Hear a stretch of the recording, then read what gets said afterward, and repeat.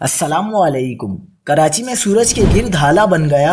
ये हाला क्यों बनता है, माहिर मौसमियात ने खबरदार कर दिया। क्या आप हालात हाजरा से आगाही हासिल करना चाहते हैं, खबर के पीछे छुपे असल हकाइक जानना चाहते हैं, तो अभी सब्सक्राइब कीजिए जिलमिल पाकिस्तान को और साथ ही घंटी के निशान पर क्लिक कर दें। आपको बताते चलें कि कराची में हफ्ते के रोज सूरज के गिर्द हाला बन गया, जिसके मनाजिर सोशल मीडिया पर भी ज़ेरे गर्दिश हैं। मौसमियाती तज्ज़ियाकार का कहना है कि सूरज के गिर्द हाला मौसम में आने वाली तब्दीली की अक्कासी करता है। सूरज के गिर्द रंगीन दायरे को सन होलो कहा जाता है। सन होलो माहौल में मौजूद बर्फ की क्रिस्टल से रोशनी गुजरने से बनता है। मौसमियाती तज्ज़ियाकार जवाद मेमन का कहना है कि कराची में कल से समंदरी हवाएं चलने का इम्कान है। आइंदा चंद हफ्ते कराची में मौसम बेहतर रहेगा। सिंध में दर्जा हरारत 37 से 40 डिग्री सेंटीग्रेड तक जा सकता है।